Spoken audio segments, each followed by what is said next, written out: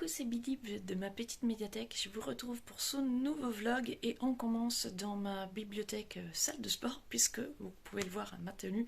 Je viens de terminer ma séance de yoga, exercices, étirements, etc. du matin. Aujourd'hui nous sommes le 31 octobre et j'ai pris mon lundi puisque demain c'est férié, comme ça nous permettait de faire un grand week-end tous ensemble puisque mon chéri est aussi en congé. Et donc voilà, ce matin j'ai vraiment pris mon temps, j'ai lu au réveil dans mon lit, j'ai lu 2 chapitres de Le Grimoire des Sabbats, Samhain de Kitty Orein Ferreira. Donc je vous ai déjà parlé dans le vlog précédent, donc là j'ai continué ma lecture, tout à fait d'actualité puisque nous sommes le 31 octobre et que le challenge Halloween organisé par Lou et Hilde court encore durant le mois de novembre et que le read-a-thon que nous organisions avec elle, Fondant et moi, se termine ce soir à minuit. Donc voilà, je continue mon read-a-thon avec la lecture de ce grimoire. Et sinon pour ce qui était de ma séance ce matin, je suis toujours avec Cassandra. J'ai repris la séquence que j'avais fait en septembre, que j'avais décidé d'arrêter parce que je trouvais que je ne progressais pas il y avait une torsion, je vous avais expliqué dans un vlog précédent, de la colonne vertébrale et il s'agissait d'arriver à toucher son doigt de pied et j'étais à genre 20 cm, ça progressait pas, donc je me suis dit je vais changer de séance. Depuis j'en ai fait plusieurs différentes et là je me suis dit ça fait longtemps, je vais la refaire parce que j'ai envie de voir un petit peu si ça évoluait. Donc j'étais super contente parce que d'un côté j'ai réussi à du coup attraper mes doigts de pied et de l'autre j'étais plus qu'à 5 cm. Donc il y a du progrès, on n'est pas encore à fond mais il y a du progrès, donc j'étais super contente, c'était une chouette séance. Et comme d'habitude après ma séance de yoga je fais 10 minutes de méditation avec une appli donc où il y a un timer, donc je me suis programmée 10 minutes avec un gong au milieu au bout de 5 minutes donc pour changer de position, comme ça je fais des étirements au même temps que ma méditation. Donc, voilà pour la petite présentation de ce lundi matin. Je vais profiter de mon jour de congé pour bouquiner un peu, donc je ne sais pas si j'aurai le temps de faire des mises à jour tout à l'heure, quoique j'ai reçu 2 colis que j'aimerais bien ouvrir avec vous, donc je vais essayer de trouver le temps de faire ça. À tout à l'heure. Coucou, me revoilà toujours le lundi pour vous montrer donc mes commandes. J'avais fait une commande à Amazon. J'ai commandé il n'y a pas très longtemps et en fait je me suis... je sais pas à quoi je pensais, j'ai oublié d'acheter les bouchons spray pour les eaux florales. Et du coup j'ai dû refaire une commande pour acheter les fameux petits bouchons. Et je me suis dit j'allais prendre des ingrédients qui me serviraient pour faire des cadeaux à Noël.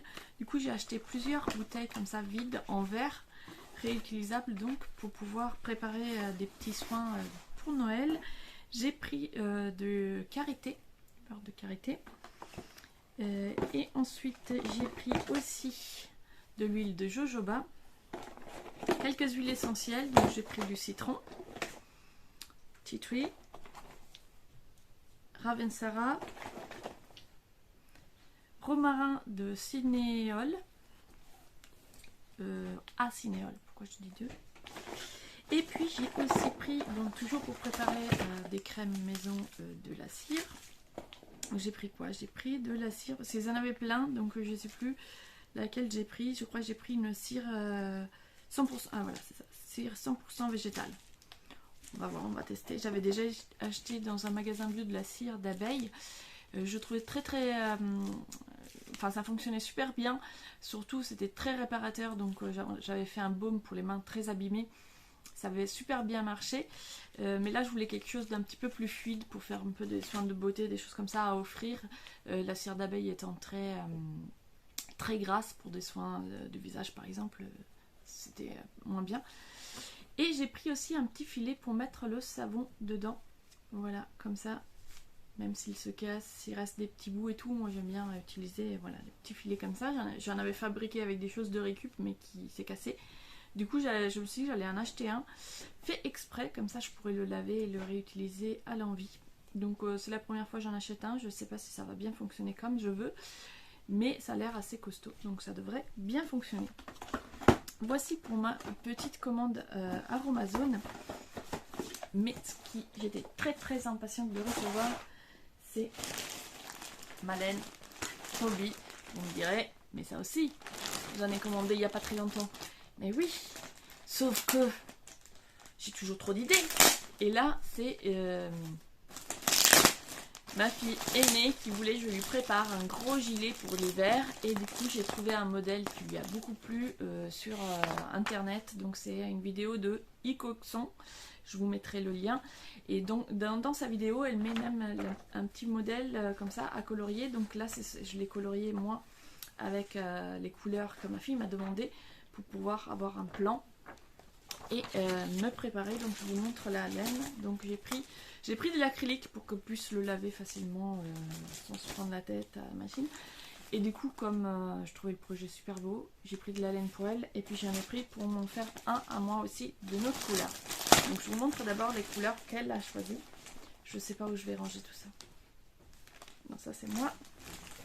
Donc elle a choisi. Donc des beiges marron, un peu taupe, marron plus chocolat. Et avec ça normalement, voilà, un bordeaux. Alors là j'ai ces couleurs là qui sont pour moi. Voilà, dans des tons rose, violet. Et elle, du coup, c'était plutôt dans des tons, voilà, comme ça, marron, beige et rouge. Et donc, j'ai craqué aussi comme dans le lot. Enfin, en passant ma commande, il y avait une promo sur ces cakes aux couleurs de Halloween que j'ai trouvé très très chouette. Du coup, j'en ai pris. Mais là, c'est pareil. Ah voilà, je me disais, j'en avais pris 2. Ils sont quand même pas très très grands. Donc, je me suis dit, avec un, c'était peut-être un peu juste pour faire quelque chose. Là, pour le coup, avec ça, je sais absolument pas ce que je vais faire. Mais je le trouvais les couleurs super belles. Comme c'était en promo, je me suis dit, je vais en prendre 2. Et puis, l'idée mieux viendra après. Là, je suis du coup très très excitée à l'idée de commencer ce pull. Donc voilà, là, vous avez le derrière. Donc je vais faire plein de petits carrés et ensuite je vais les assembler pour faire un pull. Du coup, je commence tout de suite. Je crois que je vais commencer directement tout de suite avec celui de ma fille, du coup. Et je vais mettre de côté la laine pour moi. Je le ferai après avoir fini le... Coucou, je vous retrouve. Nous sommes mardi matin, donc le 1er novembre. Tout le monde dort encore à la maison. Donc je viens faire des petits updates rapides. Finalement hier j'avais prévu de lire, j'ai pas du tout lu, mais j'ai quand même un livre à vous montrer, c'est Le Secret des sorcières que j'avais fini le dimanche soir et dont j'ai oublié de vous parler. Donc je vous montre des images, je vous en avais déjà montré d'autres dans les vlogs précédents puisque je l'ai lu tout au long du mois d'octobre. J'ai vraiment pris le temps de le savourer. Et je le trouve vraiment superbe. Non seulement les illustrations sont très très belles, mais en plus on aborde la sorcière d'un point de vue beaucoup... Voilà, on n'est pas dans la sorcière moche, avec le nez crochu, mauvaise, etc. On est vraiment dans la sorcière, la guérisseuse, la magicienne, etc. Et du coup, je l'ai trouvé vraiment très très très beau. Et pour des jeunes enfants, jeunes ados plutôt, à partir de 10 ans, je pense que c'est vraiment génial pour ceux qui sont intéressés à tout ce qui est la magie, les univers un petit peu de sorciers, sorcières, etc. C'est vraiment super bien fait, on y apprend des choses hyper intéressantes, même moi qui m'intéresse au sujet, j'ai appris des trucs. Et puis on survole plein de sujets, allant de déités aux plantes, par des traditions, par les différentes périodes historiques, comment les sorcières étaient perçues à chaque période. Et du coup, j'ai retrouvé ça vraiment très très riche. Et les illustrations sont seulement superbes, quoi. Du coup, vraiment, très très bel album. Si vous avez l'occasion de le trouver et que vous aimez les univers de sorcières, il faut sauter dessus. Voilà pour les lectures, c'était tout. Et sinon, j'ai du coup commencé mon projet et j'ai préparé donc plein de petits carrés. Donc là, je suis en train de calculer pour faire un premier devant. Je voudrais faire tous les petits carrés qu'il faut, les assembler et voir quelle taille ça fait pour voir si je suis partie sur une bonne taille ou s'il faut que je réduise un peu. Donc j'ai fait des carrés de 10 sur 10 à peu près.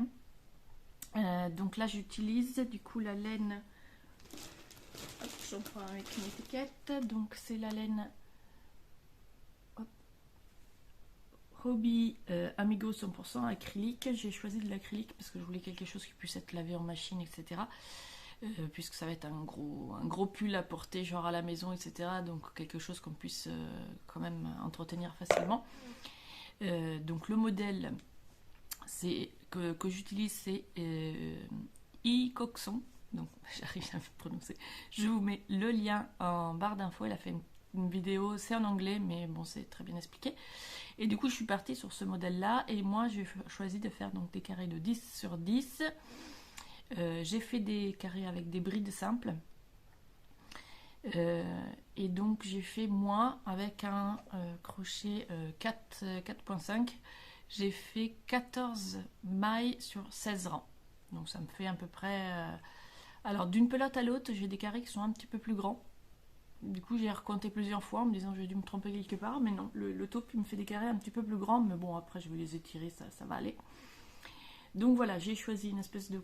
Bah, du coup, les couleurs, c'est pas moi qui les ai choisies, c'est ma fille, puisque c'est pour elle. Donc elle a pris un marron taupe, un beige, un rouge bordeaux et un marron chocolat. Elle avait choisi une 5e couleur, et en fait j'ai vérifié, et c'est moi qui ai zappé de la commander. Donc, donc voilà, ça sera avec 4 couleurs, mais je pense que 4 couleurs c'est déjà pas mal. En fait, j'ai zappé parce que moi, quand elle m'a donné les couleurs, je me suis dit cette 5e couleur, je trouvais que c'était peut-être un peu trop. Et du coup, j'avais fait des tests et tout pour voir si ça le faisait ou pas. Mais j'avais déjà préparé ma commande. Puis finalement, je me suis dit oui, ça le fait avec 5 couleurs. Et j'ai oublié de rajouter la 5e couleur. Sorry. Elle me pardonnera. En tout cas, voilà, très agréable à travailler, la laine pour l'instant. Donc après, le problème des laines hobby, c'est que j'ai fait plein de projets avec, je les ai tous trouvés très agréables.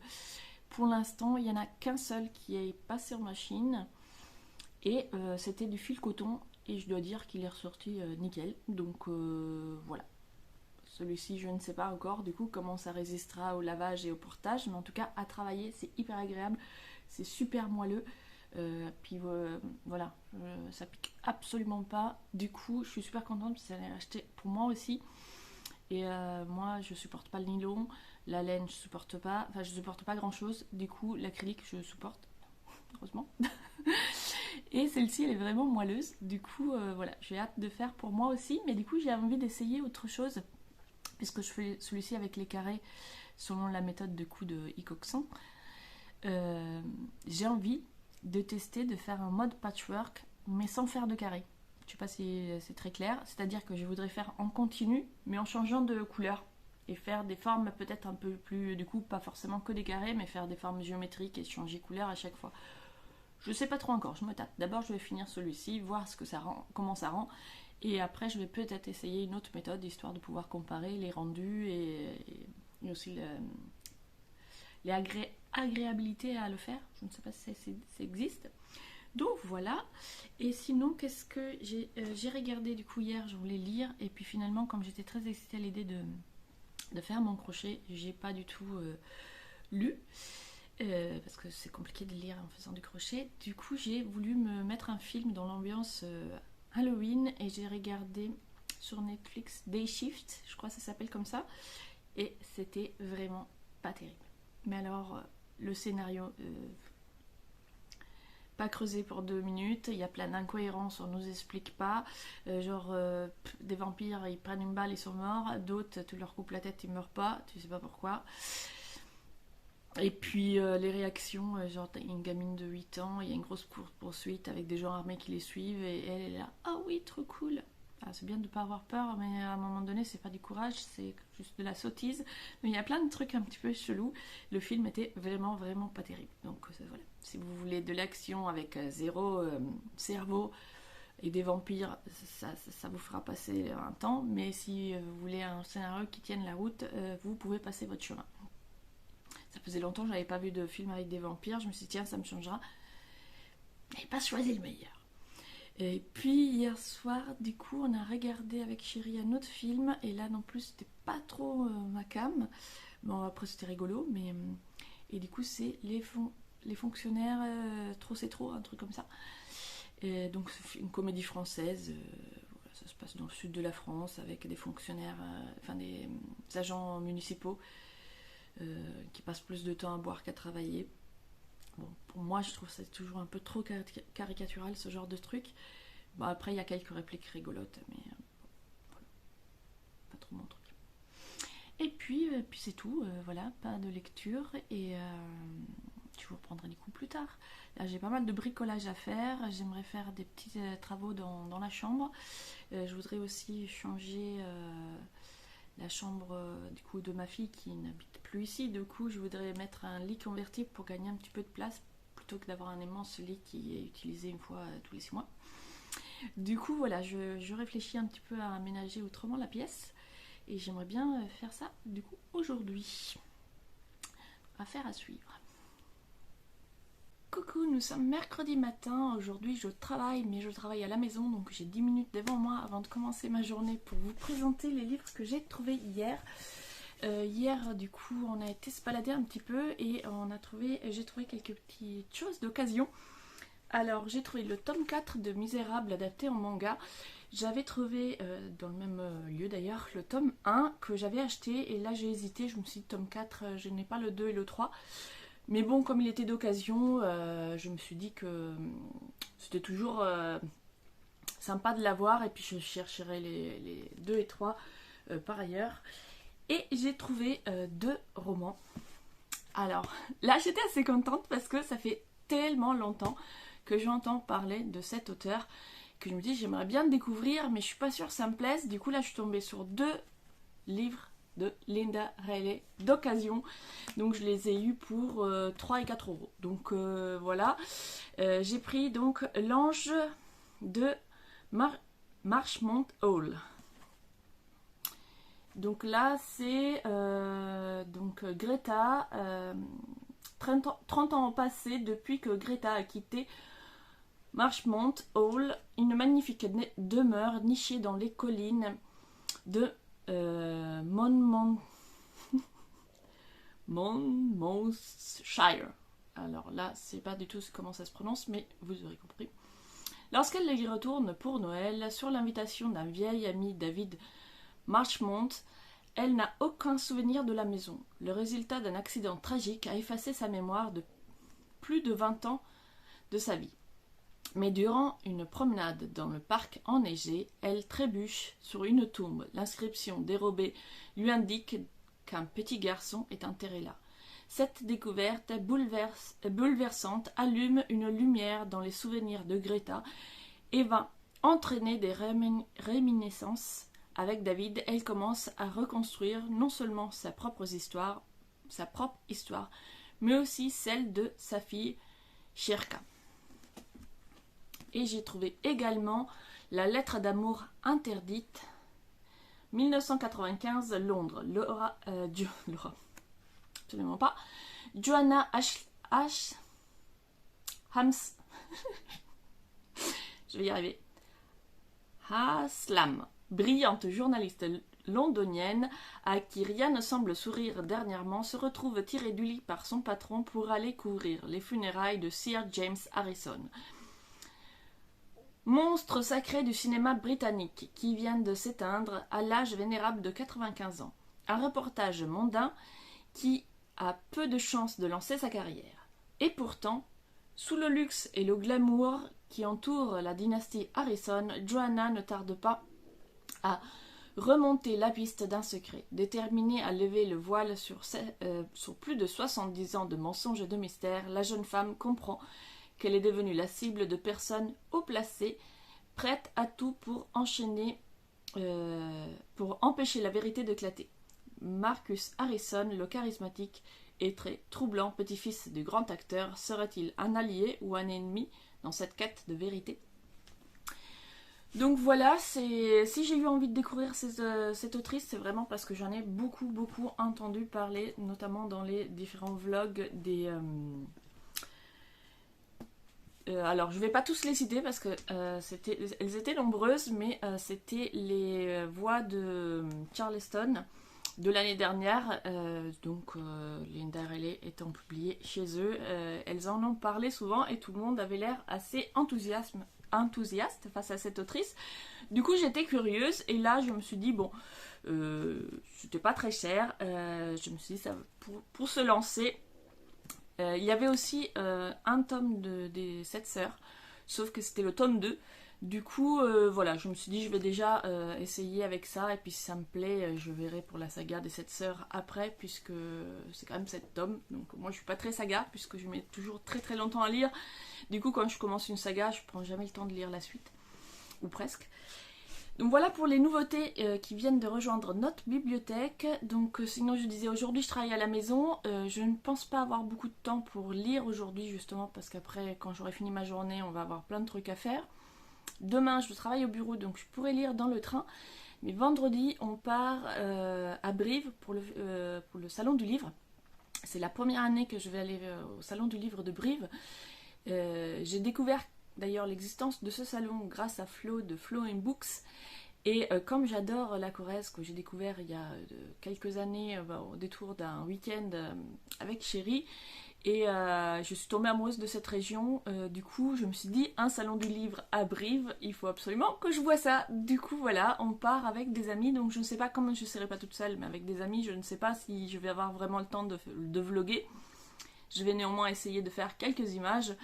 Donc si j'ai pas le temps de refaire des updates d'ici là, je ferai un petit bilan de ce week-end dimanche. Et voilà, donc je vous laisse pour aujourd'hui et je vous dis à plus tard. Coucou, ça y est, nous sommes dimanche. Je suis une très mauvaise vlogueuse puisque j'étais au salon du livre du coup de Brive et que je n'ai rien filmé du tout. Mais franchement, voilà, j'étais dans l'action, j'étais avec ma fille, on a profité, j'avais pas envie de sortir ma caméra, etc. Du coup, je me suis dit, je vous raconterai après. C'est pas grave, donc j'ai 0 image du salon. En tout cas, on s'est régalé. On y a donc été le samedi. Et donc le samedi matin, on a fait le salon littérature générale. On est revenu avec 5 livres et je me disais, on était sages. 5 livres pour 2, ça va, on est sage. Sauf que l'après-midi, on a été dans la salle jeunesse et 5 de plus. Donc non, on n'a pas du tout été sage. Le budget que je m'étais mis dans ma tête a été largement dépassé, surtout qu'il n'y a pas un seul livre de poche dans le lot. Mais c'est pas grave, c'est pas tous les jours. Et puis voilà, on en a profité. Donc on était avec un couple d'amis et avec ma fille cadette. Et donc moi j'ai fait le tour avec elle et on a essayé de choisir. Il y a quelques livres qui sont soit seulement qu'elle a choisi toute seule, d'autres que c'est moi qui ai choisi toute seule. Mais on a essayé de choisir un maximum de livres à lire toutes les deux. Et donc la plupart des livres sont dédicacés. Donc tous les livres que j'ai achetés, ce sont des livres que j'ai fait dédicacer, puisque si l'auteur n'était pas disponible, je l'achète en librairie, pas la peine de l'acheter sur un salon. Et puis tous les auteurs très connus où il y avait du Monde et La File, etc., on n'a pas fait. On a fait vraiment que les auteurs qui étaient disponibles, qui étaient donc... on a fait le tour et quand on a trouvé des auteurs qui étaient disponibles et dont le livre nous intéressait, on s'est arrêté pour discuter et on en a pris quelques-uns. Petite gorgée de chai. J'espère que les chats vont pas faire de bêtises, ils sont très contents de nous retrouver, du coup ils sont tous les deux là en train de nous tourner autour. Donc je vais vous présenter ces 10 livres, on va commencer avec la littérature un peu plus pour adultes. Il y en a certains dont j'avais entendu parler, d'autres dont j'avais jamais entendu parler, donc ça va être la découverte. Alors, on commence avec EV77, La revanche des femmes de Marc Gervais. Donc c'est aux éditions, mince, je l'ai perdu, le nom de l'édition, IGB Édition, donc qui est une petite maison d'édition de la Corrèze, donc si j'ai bien compris, était juste à côté de Brive. Donc, qu'est-ce que dit cette histoire? En 2022, un virus menace la Terre. Pour l'avoir découvert, Max est pourchassé par des services secrets. Parviendra-t-il à donner l'alerte alors que la pandémie condamne la planète? Le chaos est proche, les gilets jaunes rappellent Hollande, Michelle Obama remplace Biden, Poutine partage le monde. Face à un désastre inévitable, les hommes abandonnent tout pouvoir, les femmes gouvernent. En 20 ans, elles bâtissent une nouvelle idylle où même les RMistes sont millionnaires. Préservés de la pandémie, les enfants vivent en internat où il côtoie la vie réelle via l'holographie. Le monde est numérique, la vie est régie par le 0 et les 1. Néanmoins, en 2072, une étudiante de 20 ans est autorisée à quitter la réalité virtuelle afin de célébrer le 100e anniversaire de sa grand-mère. Quel lourd secret Emma va-t-elle découvrir? Quel lien la vieille dame entretient avec le nouveau président du monde? L'étudiante déjouera-t-elle les coups d'État et les coups tordus fomentés par les financiers en quête de reconquête? Découvrant pour la première fois le vent dans ses cheveux et les délices de la pluie sur la peau, cette jeune femme, formée à être zéro défaut, délivrera-t-elle la jeunesse du monde de l'omniprésence des réseaux sociaux? Qui dirigera la planète digitale? Existe-t-il encore un coin de paradis dans un univers numéral? Alors ça a l'air très très très étrange, mais l'écrivain était vraiment très sympathique. Du coup, il nous l'a bien vendu. On s'est dit pourquoi pas tester. Et donc voilà, dédicace. Donc voilà, je suis curieuse de voir ce que ça donne. Le côté les femmes au pouvoir, je me disais pourquoi pas, ça peut être intéressant. Donc on va voir. Nous avons aussi rencontré Johan Dubos, qui est l'auteur de Ambition. C'est le premier tome d'une... comment on dit quand il y a 4 tomes? Quadrologie? J'en sais rien. Donc on a pris juste le premier tome déjà pour découvrir l'univers et voir. Donc Ambition. En 2212, l'homme abandonne ses droits en faveur d'un conglomérat. En échange, le bonheur. Tandis que la Terre poursuit sereinement la colonisation du système solaire, un vaisseau de la mission Sinope est mystérieusement stoppé et détruit par une barrière invisible. La collision révèle alors l'incroyable réalité cachée jusque-là aux yeux des humains. Autour d'eux vivent vivent depuis des millénaires une multitude de créatures fantastiques dotées d'incroyables pouvoirs. Personne n'était préparé à affronter la résonance originelle. Donc voilà, ce dont il nous a parlé et qui moi m'a intrigué quand il nous a parlé de cette série, c'est qu'il ne figure pas donc dans la 4e de couverture, c'est le fait que les humains découvrent qu'en fait la planète est en réalité une prison. Donc ça m'a intrigué, le côté SF mélangé au côté fantasy avec des fées, des créatures diverses et variées. Je me suis dit pourquoi pas, donc voilà. On s'est laissé tenter, il nous l'avait bien vendu.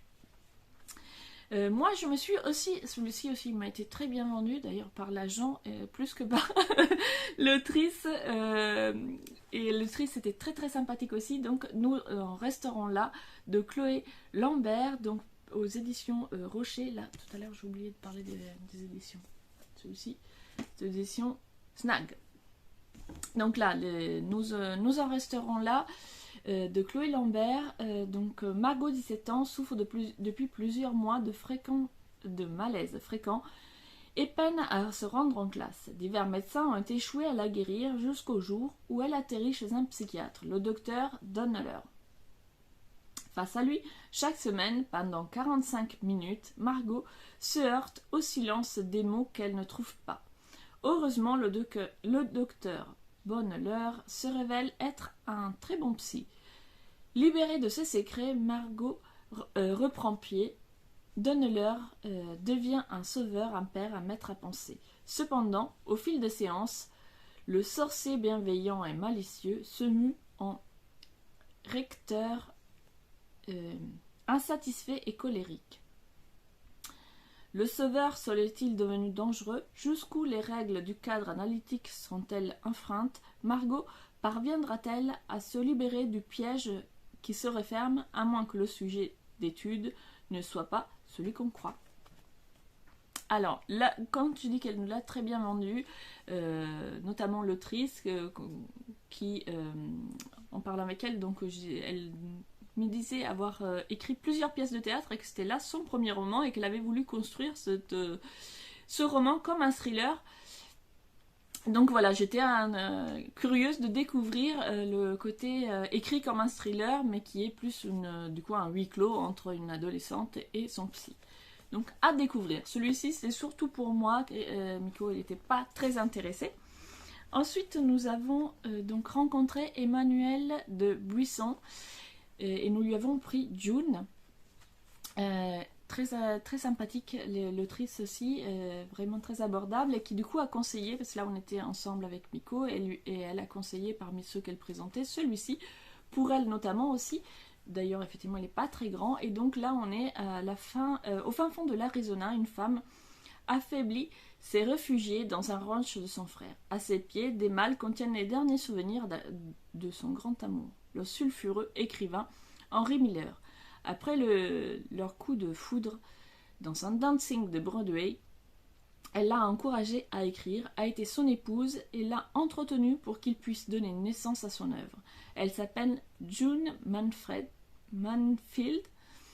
Tour à tour entraîneuse, serveuse, comédienne, June n'a eu de cesse de brouiller les pistes sous la plume de l'auteur de Tropique du cancer et d'Anaïs Nin, avec qui elle a formé un célèbre triangle amoureux. Elle est devenue un personnage de fiction, mais n'a jamais livré sa vérité. Emmanuel de Buisson nous entraîne dans le New York de la Prohibition et le Paris des années 1930. Elle fait revivre cette personnalité fantasque ô combien attachante et recompose le puzzle d'une existence aux nombreuses zones d'ombre. Ce roman envoûtant dévoile les failles et les amours tumultueuses de la muse de Henry Miller. Donc voilà. C'est pas du tout le style que je lis d'habitude, mais j'étais quand même curieuse pour le côté historique, le Paris et le New York des années 30. Et puis voilà, comme l'autrice était vraiment très sympathique et la façon dont elle parlait de son livre nous a donné envie, donc à découvrir. Et enfin, dans cet espace-là, nous avons choisi À chacun sa place, un voyage presque ordinaire d'Ophélie Miestouro, je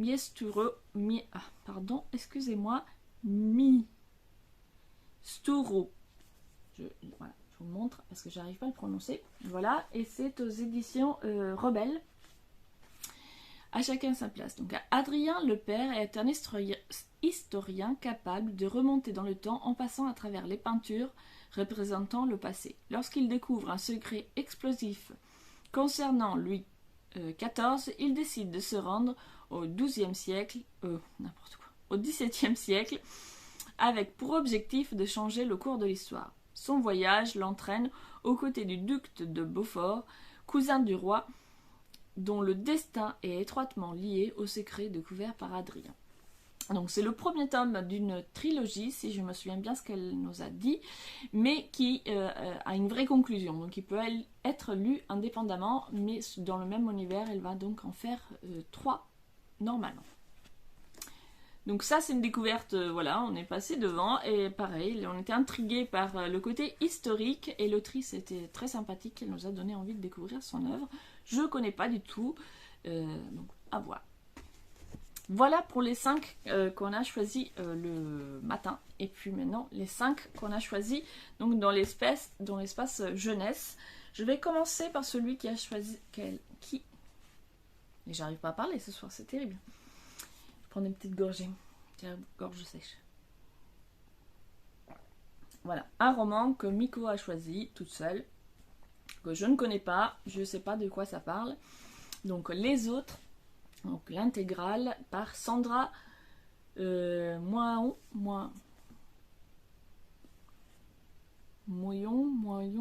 je ne sais pas prononcer les noms français, ni les autres noms d'ailleurs. Donc parqués entre des murs et des clôtures, les hommes arrivés en bas de la chaîne alimentaire sont épargnés grâce à l'accord. Tous les trimestres, des forgerons d'êtres humains sont offerts aux autres afin de les nourrir. La règle est pourtant simple. Seuls les délinquants sont envoyés de l'autre côté du mur, dans la fosse. Soen, orphelin, maltraité et poussé au méfait par sa tante, n'est pas loin de suivre ce chemin. Mais si Sa venue dans la fosse était le premier pas vers son salut. Voilà. La couverture est très très très belle. Je connais pas l'autrice ni rien, mais je trouve que la couverture est très belle et le pitch a l'air assez intriguant. Alors moi, j'avais lu de David Moité. De David Moité, j'avais lu un roman policier pour ados dont le titre m'échappe maintenant. Mince, ça va me revenir, c'est pas grave. Et que j'avais beaucoup aimé. Donc c'était un roman policier avec un soupçon de fantastique. J'avais beaucoup aimé le roman, j'avais aimé sa plume, mais je m'étais dit que j'aimerais découvrir d'autres romans de lui. J'avais vu qu'il avait écrit aussi des polars pour adultes, donc dans ma tête je m'étais dit j'aimerais bien lire ces polars pour adultes. Sauf qu'il était là, à l'espace jeunesse. Du coup, je me suis dit, j'avais envie de lire d'autres livres de lui. Il est là, il y a des livres devant lui que je ne connais pas. Donc nous en avons choisi 2. Donc nous en avons choisi un et le deuxième, c'est moi qui l'ai choisi. Donc on a pris le premier tome des Les Mondes de l'Alliance, l'Ombre Blanche. Donc plutôt SF. En 2200... je recommence. En 2551, un frère, une sœur, ils sont jumeaux et ils ont des rêves plein la tête. Tracker pour Noto, pilote de chasse pour Jad. Tout semble possible quand on étudie à l'Académie interstellaire. Pourtant, quand ils échouent accidentellement sur une planète non répertoriée, il ne sera plus question de rêver, mais de survivre. Donc voilà, ça nous avait bien intrigué la façon dont il nous en a parlé. Il nous en a dit un peu plus que ce qu'il a écrit sur la 4e de couverture. Après, je vais peut-être pas tout vous dévoiler ce qu'il nous a dit parce que ça pourrait spoiler une partie du récit.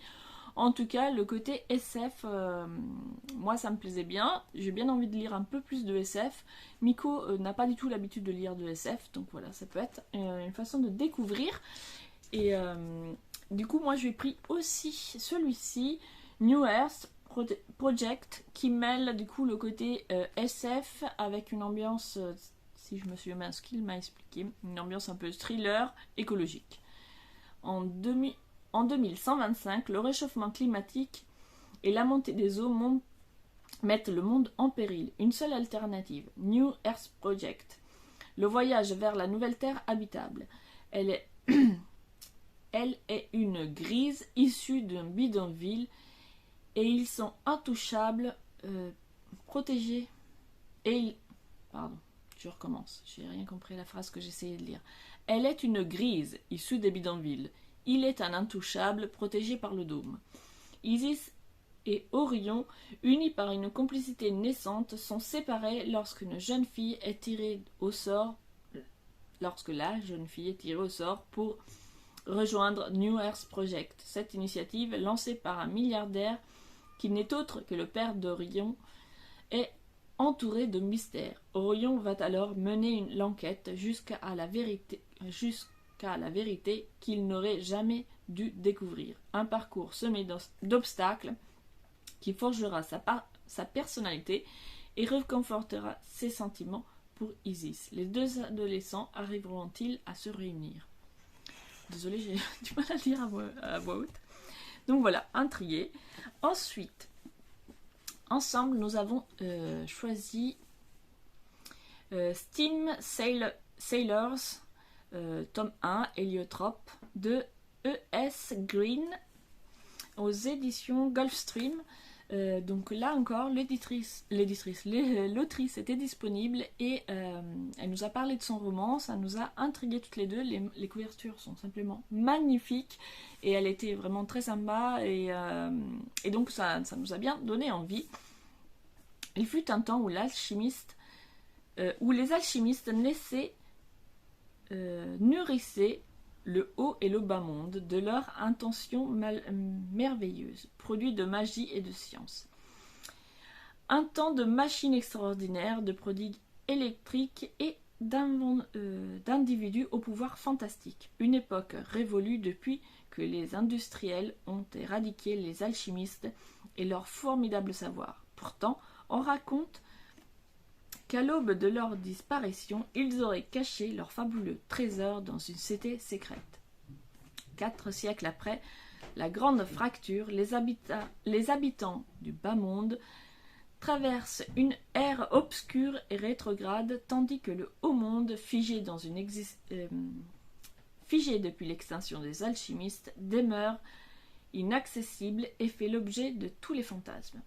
Originaire du bas monde, Prudence vit en paria car elle ne voit l'avenir en rêve. Une nuit, son village est attaqué par des pirates du ciel. Enlevés et enrôlés de force à bord de l'héliotrope, un navire volant à la sinistre réputation, la jeune orpheline découvre un nouvel univers, celui du ciel et de ses pirates. Prudence fait la connaissance des membres de l'équipage qui ne tardent pas à lui révéler leurs secrets. Ils détiennent un indice menant à une série de clés disséminées dans le monde qui permettraient de retrouver la cité des alchimistes. Voilà qui donne envie. Et pour finir, oui, ça y est, c'est le dernier. J'ai pris Apocalypse Blues, le tome 1, Saison des ravages, de Chloé Jo Bertrand aux éditions Big Bang, que j'ai rencontré au stand de l'école des loisirs, puisque il était là, devenu Johan Bertrand. Johan, ou non, c'est pas Johan, c'est bref, je sais plus. En tout cas, c'est l'auteur de Les Sœurs de l'hiver, un roman dont j'ai parlé sur le blog et que j'ai adoré. J'ai trouvé c'était vraiment un très joli roman jeunesse. Et donc je suis allée le voir juste pour lui dire l'amour que je portais à son livre, et je lui demandais s'il en avait écrit d'autres, et donc j'ai découvert qu'il en avait publié d'autres, donc sous son nom d'avant. Et donc j'ai eu envie de découvrir, puisque j'avais beaucoup aimé son style, beaucoup aimé sa plume, même si là on est dans un univers complètement différent et que ce n'est pas du tout pour la même tranche d'âge. Comme j'avais aimé sa plume et sa façon d'écrire les histoires, j'ai eu envie de découvrir. Donc voilà, je l'ai pris. Quand survient le chaos, l'humanité peut-elle renaître? Ils s'appellent Kiran, Mathieu, Tobias et Charlie. Ils ont 14, 20, 10 et 16 ans. Ils vivent en Inde, en Australie, dans l'Utah lorsque les conséquences cataclysmiques du dérèglement climatique s'abattent sur leur tête. Tornades, tsunamis, inondations ravagent subitement leur monde. Chacun d'eux se retrouve seul dans la tourmente, jusqu'à ce qu'ils se retrouvent sur la route dévastée. Ensemble, ils vont devoir affronter territoires hostiles, folie humaine pour survivre et retrouver ce qui leur a été arraché. Un roman d'aventure et d'anticipation bouleversant, de rudesse et d'humanité qui a tout sa place aux côtés de Sirius, etc. Parce qu'après ça cite des romans que je ne connais pas, donc ça m'aidera pas beaucoup. Voilà, donc rien à voir avec Les Sœurs de l'hiver, qui est plutôt de la fantasy pour enfants de 10-12 ans. Mais en tout cas, le pitch m'intrigue très bien, et vous remarquerez que presque tous les romans d'anticipation et de SF qu'on a choisis, c'est sur le réchauffement climatique. C'est vraiment un thème, le thème du moment. Et effectivement, c'est vraiment le thème du moment, puisqu'il y a le G27, je crois, oui, je sais plus combien ils sont, enfin bref, qui sont là pour discuter du climat ce week-end même, je crois. Et donc, même à la radio, ça n'arrête pas d'en parler, et on voit que dans la SF, c'est vraiment un sujet qui revient beaucoup. Donc j'espère qu'il y aura des réflexions intéressantes dans ces romans. En tout cas, nous voilà bien parés pour de la lecture à venir. On s'est donné comme défi de réussir à lire tous ces livres pour l'année prochaine, de façon à pouvoir retourner à Brive et refaire le plein. Alors, je ne suis pas vraiment très sûre de moi là sur le coup, puisque ça fait quand même 10 livres, plus tous les autres qui s'empilent derrière moi là.